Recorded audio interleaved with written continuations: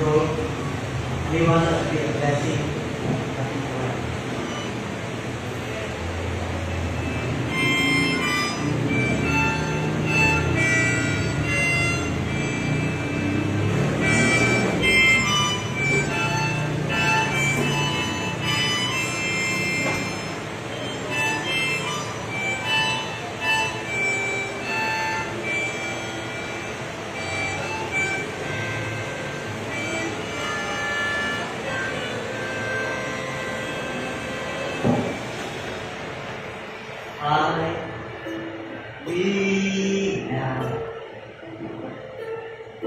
Under your wings,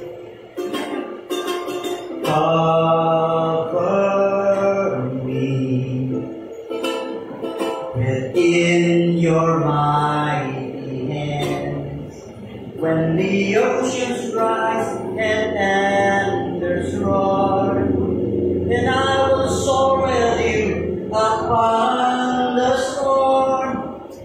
Father, you are king over the flood, and I will be still, know you are God. But rest my soul in Christ alone. No peace found in quietness and trust.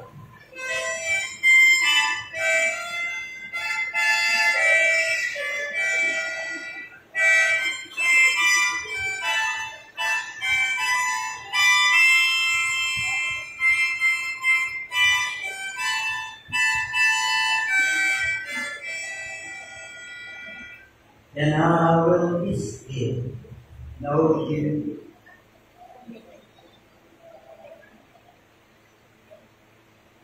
God, and I will be still, know you. God be glory.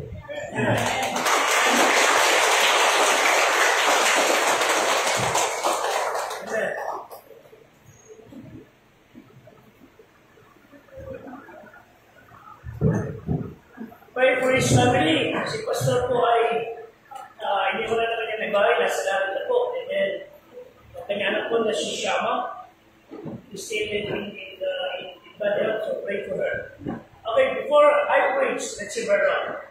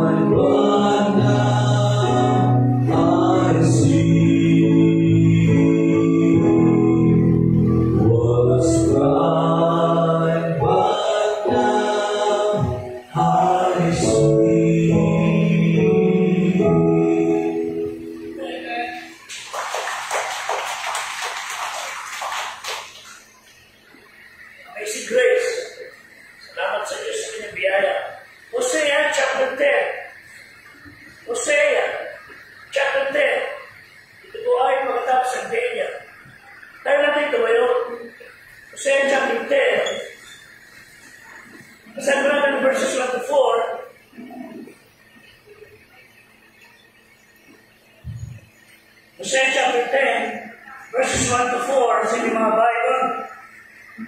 Amen? Amen. Begin.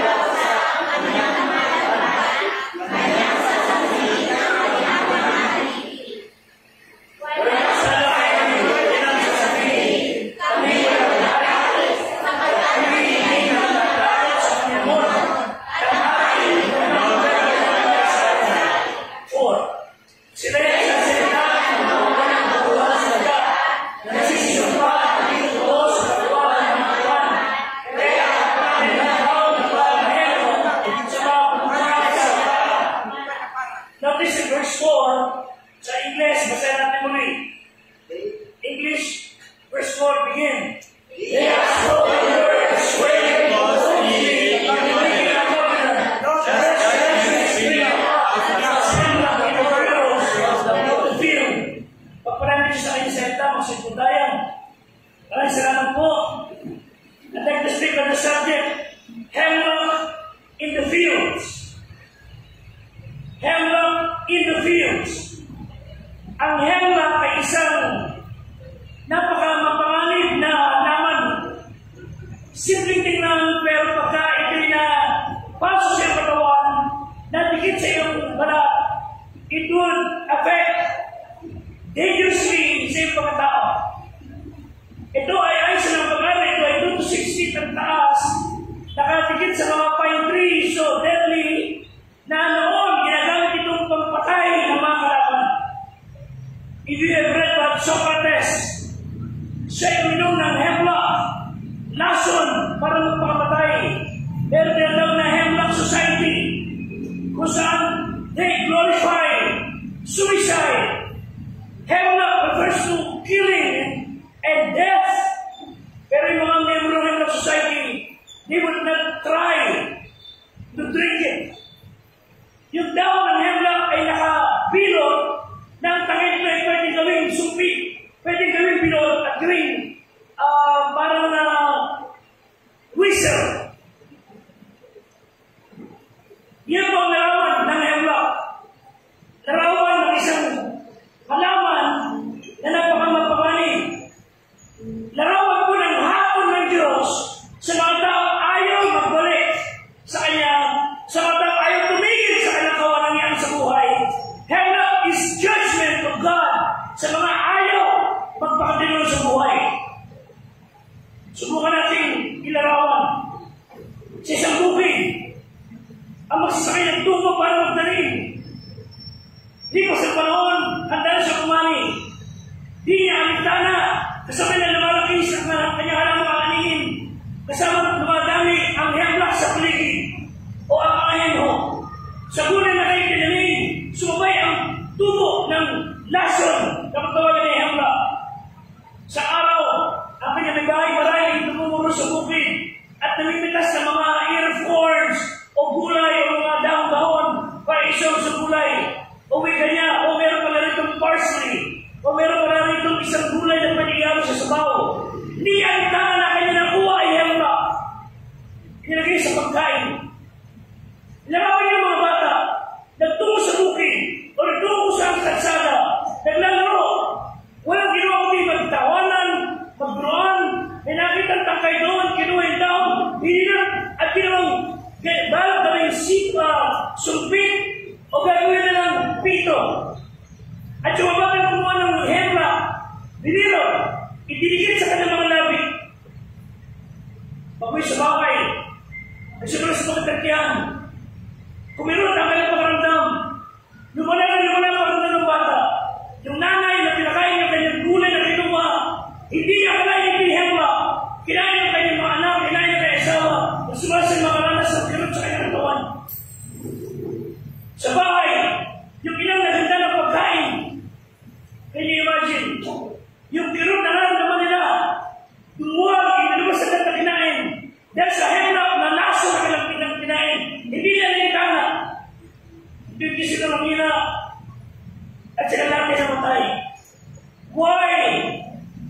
pain. Why did God use hemlock in the funerals of the film?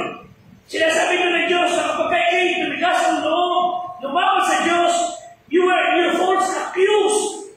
At kinalimutan mo ang Panginoon, ang dating siyang parusa, ang hakuman niya sa iyo, ay parang bilang ng Diyos ng hemlock in the film. Narawag ko ng judgment. Balikan natin chapter 10 verse 4 sa Tagalog. Sabi ng Bible, sinasasalita ng mga puluhang salita. Imagine you are telling words, walang kwenta, nagbibitaw, nagchichismis, naninira, mga walang bagay na walang puluhan, and then nagsusubakan ng bagay na hindi totoo. At sabi ng Diyos, ikay haatulan na parang nakatikil ka ng hemlock in the field. May mga tao, walang manay na nakakain ng hemlock. All of a sudden they die. Ang sabi ng Diyos ng Israel, judgment will come. Ang parusa, ang hatol sa buhay ng tao, sa mga lumabot sa Diyos, will be a painful, agonizing pain na pagka tinigilan mo na maglingkod sa Diyos, tinigilan mo magtiwala sa Diyos, tinigilan mo pagtiwala mo ang isa kanyang salita, and you started to fight and rebel sa Diyos. Ang hatol ng Diyos sa iyong Kristiyano, parang nakatikim ng hemlock na nasa bukid. Why would God allow it to happen? Why would God allow it na magkaroon ng parusa ang kanyang mga anak? O mga tao pinalimutan siya. Bakit? Sobrang tigas siya ng puso ng mga tao. Inakala nila okay lang gamitin, but it destroyed them. So watch out for the judgment of God. Bantayan natin ang ating mga kilos. Dahil mga pagkalag, masyadang nagpakawala, nagparelax, nagsayang ng oras, iniwan ng Diyos, baka datang ka ng hemlock in the fields. At bakit sila bigyan ng Diyos ng parusa? Nagbigay nyo 7 things or 5 things. Chapter 9 verse 17. Kaya po sinabi ng Bible. Bakit sila bigyan ng Diyos ng parusa as if yung hemlock dumating sa kanilang buhay? Ano po sa mga kapatid? Pakibasa. Begin.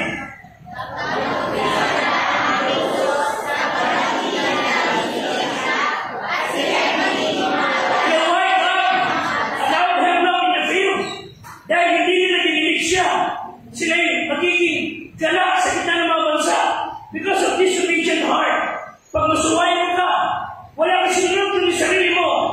Ikaw ay napaka-disobedient. Ano sabi ng Bible? They did not hearken to God. Ang daming mga Kristiyano, ang lagi napapahamak, napapatrobo. You know why? Because they do not do what they are supposed to do. Amen? Bakit napapahamak? Dahil alam namin kayo, dapat gawin, hindi ginawa. Kung ano yung dapat hindi ginagawa, siya ginagawa. Tapos pagkakapag sinisisi Diyos.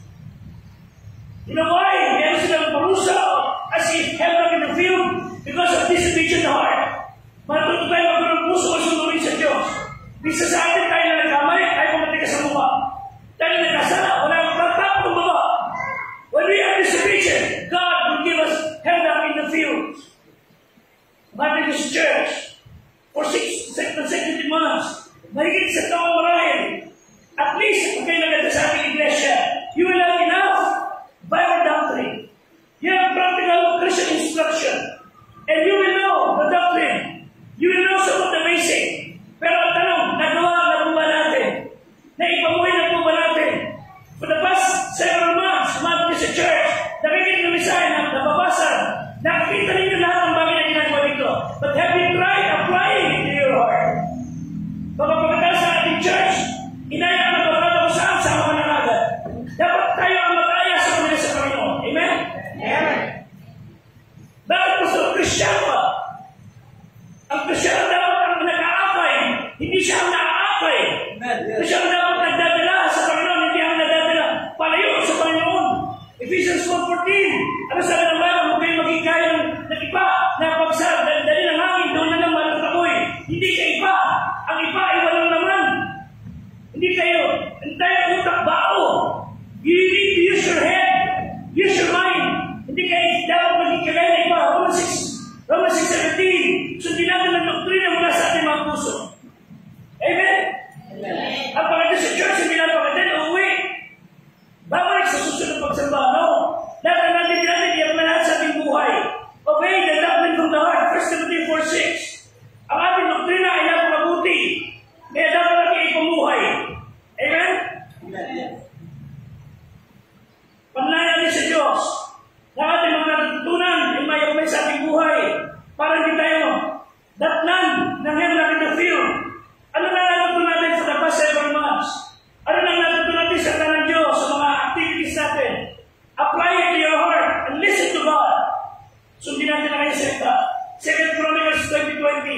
You want God to bless you? 2 Chronicles 20:20. Listen to your pastor. Walang ililigaw na tao ang matinong pastor. Amen. Yes. Dapat matinong pastor. Ang sabi ng Bible, sa huli, sa kayo matatatag kayo, sumapada sa inyong mga propeta, sa kayo giginhawa kayo. As long as you have this pastor, I believe God will lead you sa tamang direction. Amen. Yes. Huwag yung pakinggan ang hindi pastor. Dahil kung hindi naman Baptist, huwag yung makikita sa mga manikaran kung saan-saan. Amen. Yes. Hindi ikaw naman mula kayo. Hallelujah. Yes. They have that sacrifice para sa inyong buhay. As sabi natin, ang ating attitude, ang ating behavior, the way we act, the way we believe, must be anchored sa salita ng Diyos. Nakabatay sa Biblia. Hindi tayo mag-adjust. Hindi tayo siya mag-adjust. Ay hindi tayo ang mag-adjust sa Diyos. Amen. Yes. I-apply natin ang ating natutunan. Sabi ng Diyos, ang problema ay ito. Alam mo dapat gawin, hindi mo ginagawa. And you decided to do something else. Kaya ka napapahama. Alam mo dapat na mag-akin ng kaluluwa, pero hindi mo sinusubukan. Alam mo dapat na magdadala ng kaibigan, mga sa sa church, para sa iyo makakalimutan yung Ebanghelyo. You never did that. Meron jeep kang masasakyan, meron pwede kang libre may sasakay, and you never did. Mga kapatid, sabi ng Bible, ang mga pantas ay nag-aakay ng kaluluwa. Huwag kayong maging kabahagi ng mga tao na sumisira ng pag-uugali ng iba. 1 Corinthians 16:33. Kayo ay sumama sa mga matitinong pag-iisip. Huwag kayong sumama sa mga likod ng kaisipan. Bakit? Sisirain nila ang magaganda niyong ugali. Amen? Amen. Amen? Amen. Dapat ang kasama niyo ay matitinong ang pag-iisip. 1 Timothy 2:22. Tumatawag sa Panginoon mula sa puso malinis. Kayo ay ambassador, representante ng Diyos sa lupa. Amen? Amen. Tayo ang kumakatawan sa Panginoon. So tayo ay dapat nag-aakay ng kaluluwa. The problem is, kaya meron pa ng Diyos na hemlock in the field because of disobedient heart. Plain disobedient. That's why merong hemlock. May parusa. Pero dapat silang sakit ng katawan. Ang ating pagkakataon pa tayo magpalikod sa Diyos. Yes. Mag-aakay na tayo sa Panginoon. Use everything para sila ay madalante sa Diyos. Sila ay parusa ng Diyos because they did not do what they ought to do. Alam niyo masama ang alak, inom pa rin. Alam masama ang sigarilyo pa rin. Alam niyo masama ang vape, tira pa rin. Wala na pambili bigas, may pambili pa ng alak. Amen. Yes. Mamatay-matay na sa kaso sigarilyo, pili pa rin sigarilyo. Alam mo nang mali, ginagawa pa rin.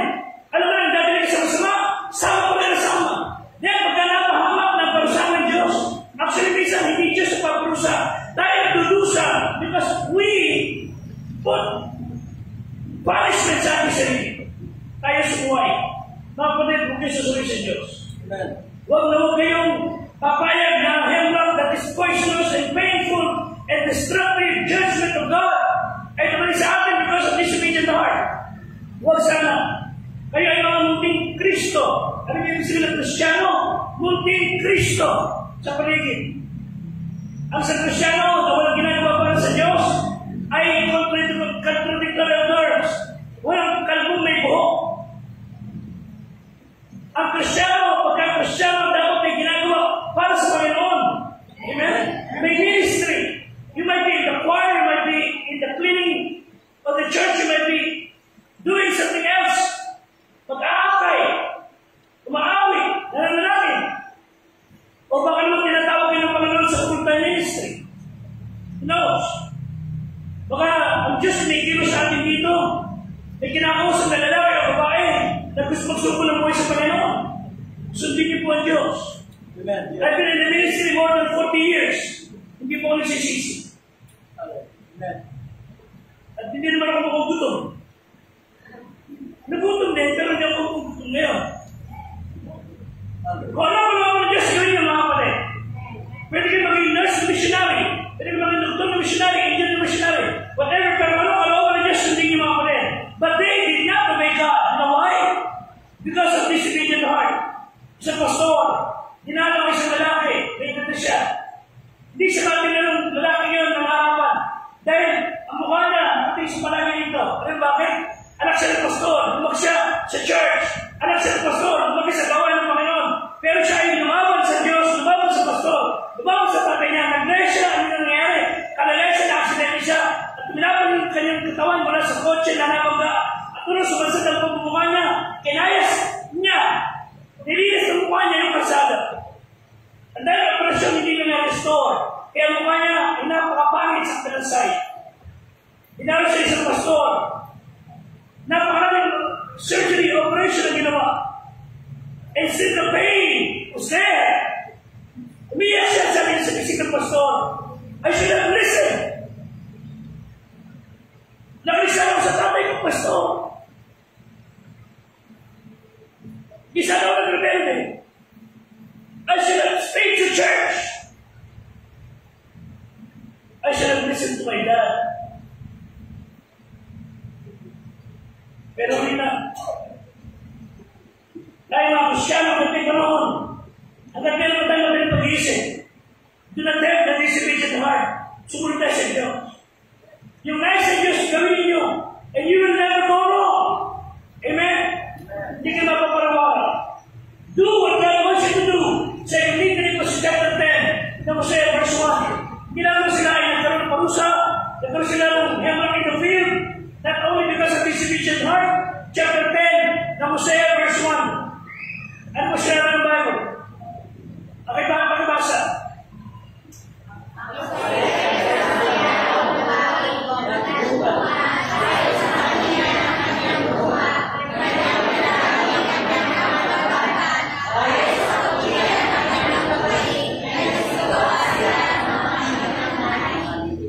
Sa English muna. Sa English na lang gusto magkaling sa inyo. Israel is an empty vine. He brings forth fruit. Kanino? Unto himself. Fruit should be for God. Labor should be for God. Lahat ng bagay niya para sa Diyos. But he did it for himself. Sa sarili lang. You know why? God judged them because of disobedient heart. Pangalawa, because of debasing heart. Pinababaan lang. Masyado na pinababa ka ng pagkatao. Whenever you do things for yourself, ibinababa yung sarili nyo. Dapat ginawa natin ang bagay para sa Diyos. Amen? Lahat ng bagay, kakain, umiinom, natutulog, Colossians 3:17, do all things for God's glory. Lahat para sa Diyos. Pero ito, lahat sila gumawa para sa sarili. Ano ang bagay na sinimulan natin dapat para sa Diyos? Hindi para sa sarili lamang. Israel came to that point. They are making bigger vineyard, pero walang tuma. During Jeroboam II, ang ganda ng paglilingkod nila sa Diyos. Economy was prospering, military successful, at meron silang matapat na buhay para sa Diyos. Pero sila nagsimula ng maglingkod para sa sariling papuri. They do things for themselves. Hindi para sa Panginoon, para sa Diyosan, sa sariling pagnanasa, wala naging bunga, puro bumanga. Yes. Do all things for God. Ang Israel became an empty vine. So, nagpagdala ng Diyos ng hemlock para gisingin ang kanyang mga diwa. Sabi ng Diyos, I'm blessing you, and you praise others. Pinagpapala ko kayo at pinuri mo sa swerte. Pagkakalagkakalad ng pagpapagpag ako sinisisi niyo. Pagka maganda po niyo, sa swerte pinipuri niyo. Alam niyo, sa lahat ng nilikha ng Diyos, tao lang ang di magbigay. All God's creation gives. That nagiging example, ang araw, nakaalam mo kayo ng araw, nakita na siya iwalagan, no? Sun gives life. Amen? Yeah. Ang buwan, ganyan din. Hindi nakita ng buwan na, liwanagan niyo ako, no? Sun gives light. Stars shines.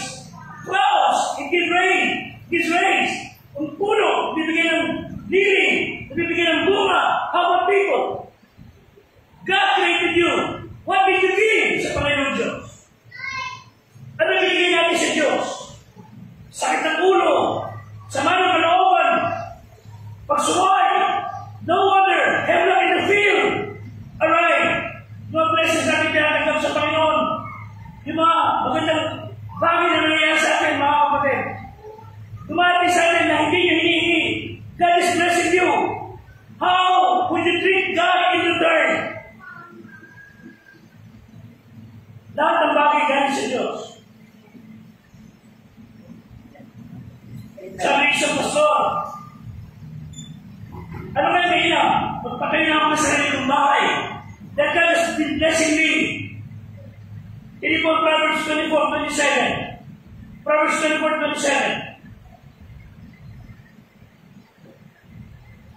Hindi sa Tagalog. Pakibasa. Pakibigin.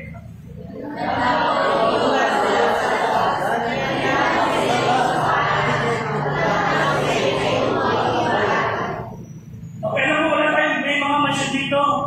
Pero yun yung, baka pala ito ating church dito. Nakikita na lang nila. Ang ating church, naiayos natin. Ang aming bahay, nakatiwang mo.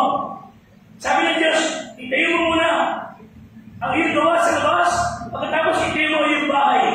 Unahin mo muna ang Diyos, bago yung sarili mo. Yes, amen. Kasi pala ang Panginoon, isip ko kagad, Lord, ibibigay ko ng tithes. Hindi ka kami Diyos sa biyaya, pero ibibigay ko offering. Hindi, ano kaya ako sa tagay pupuntang bintihan dito? Saka ibibigay, saka pupuntang mall dito. Pagkakatagdag ka ng pera o sweldo. Hindi yung, sa kaya pupunta dito. Dapat pagka pinagpala ka ng Diyos, Panginoon, ibibigay ko ng tithes sa iyo. Amen. Yes. Bibigay ko offering sa mission. Yes, amen. And you wonder why God is not blessing you more? Ano ba yan? Everything God created gives. But nilikha ka ng Diyos. What did you gain? Yes, amen. Yes. Pagkaling doon, wala rin natin nag-iisip ang pupuntahan. Church. Kung meron kayo, kaya ka wala sa inyong meeting, dahil nasa church. Hallelujah. Amen? Church. But God set heaven and the field just because of the disobedient heart, the basing heart. Number 3, Philippians chapter 10, verse 2. Ano po dahilan? Bakit sila ay naparusahan ng Diyos? Chapter 10, verse 2. Ano ba sa mga pala? Begin. Akin ng puso. Okay, listen. Kaya sila pinarusahan ng Diyos, ang puso ko sila, hati. Huwag na mag-aawin isa ang dalawang puso ko. No. Hindi ko pa pwede yung makulit. Your heart should be for God. Amen. Amen. Dapat sa Diyos. Saan dalawang puso ko para kay Juana, para kay Rudapia. Hindi ko pinipin ko. Amen. Wala na. Huwag na huwag yung gagawin. Naman dalawang puso mo. Because God will send heaven on the field. Amen. Panginoon, pupunta ko sa bago sa umaga sa kapunahan ko ng church. No. Dapat sa church ka lang. Amen. Divided heart. Ano sabi sa James 1, chapter 1, verse 8, hindi ka mag-sign, pero aside sa Bible, yung written niya, James chapter 1, 5-8, a double-minded man is unstable in all his ways. Kaya kailangan na kunuman mula sa Diyos. Some people here would drive for 2 hours makapunta na sa church. Kahit mga 2 minutes na nalaman tayo. Jesus. Amen. And then you want God to bless us? Gusto mo pagpalay ka na yung mga magulang, pero napakasuwain mo sa kanila. Gusto mo pagpalay ka ng Diyos, pero you never even read your Bible. Yes, amen. Hindi sila, alam niyo, sa totoo lang, in fairness sa mga Israelita, hindi sila namumuhay sa Diyos. They love God. They love Jehovah. And He wanted to bless them. Pero yung masama dito kasi, they love God and they love Baal. Laman na si Kristo, pero mahal nila ang mga Diyos-Diyosan. Divided heart, hati ka ng mga puso. May boyfriend na, nagpapaligaw pa. May girlfriend na, nanliligaw pa. Kaya sa wala, mapatag pa sa iba. Amen. And you ask God to bless you, no way. God will not bless you. Amen. Nasa tao ka ng church, nalais-lais ka pa. Nagawa ka ng dalit, naghahanap ka na iba. Naiisip ka pa sa siya. Divided heart. Mga kapatid, Israel served God and the gods of the other countries. Yun ang ayaw ng Diyos.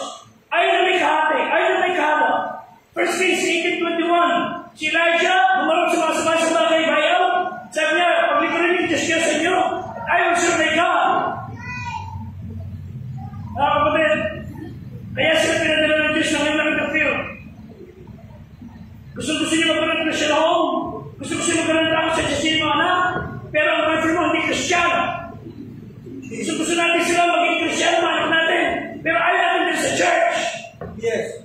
Amen. God says, you love me, you want my blessing, but you don't want to give up. Yung mga bagay na ayaw mo. Bakit hindi mo pwede yun? You want my rewards, but you disobey me. Gusto mo isang pala sa akin, isang pala sa Diablo. You cannot serve God and Mammon. Amen. Hindi ka pwede mag-ibig sa dalawang Diyos. I think it's in 1 Corinthians 10:20. Dito sa 7 Bible. 1 Corinthians 10:20. Okay ba? Salamat din.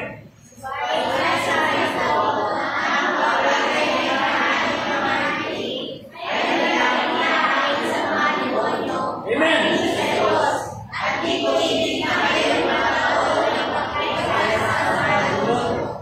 21.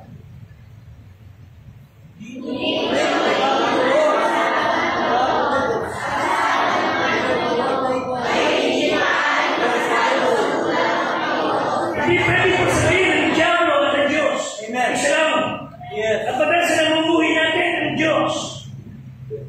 At you go ahead. Gawin natin gusto yung gawin. Disobey ka. Self-centered. Divided heart. And you will reap the heaven of the field. Ang judgment ng Diyos hindi mawala. Yes. Chapter 10 verse 3 ng Hosea. Chapter 10 verse 3. Bakit sila pinadala ng Diyos na heaven of the field? Chapter 10 verse 3. Ito pa napakasamang ginawa ng Israelita. Pagkabasa.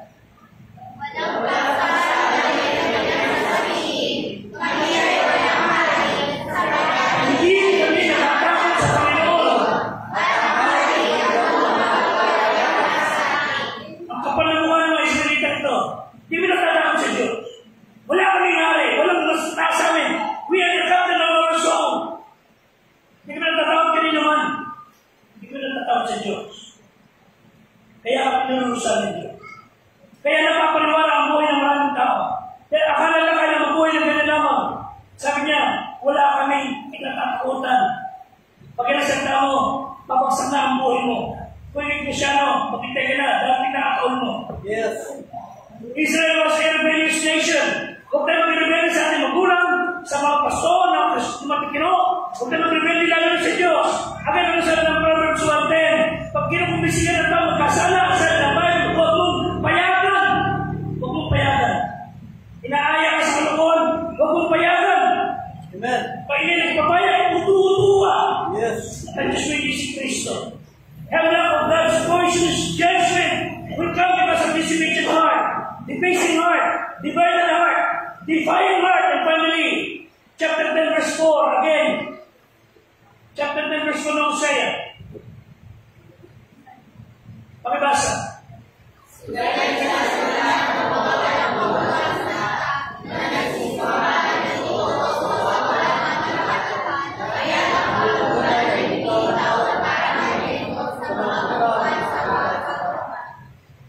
Nagkaroon pa yan. Pumunta sa altar. Nangako ang Kristyano, magtatapos ako sa Panginoong Diyos, I will be faithful in attending church. At paano yung Sunday, wala. Jesus. Mag-aakay ako ng kalang ng Panginoon. Pag-uwi kahit sa bahay, inaway si kapitbahay. Paano maakay? Deferring heart, mapagpaliban sa pangako, Ecclesiastes 5:4. Walang pawang ang Diyos sa mga taong nangangako at hindi tumutupad. At tingnan niyo siya ay mamamang, Ecclesiastes 5:4, pagbasa.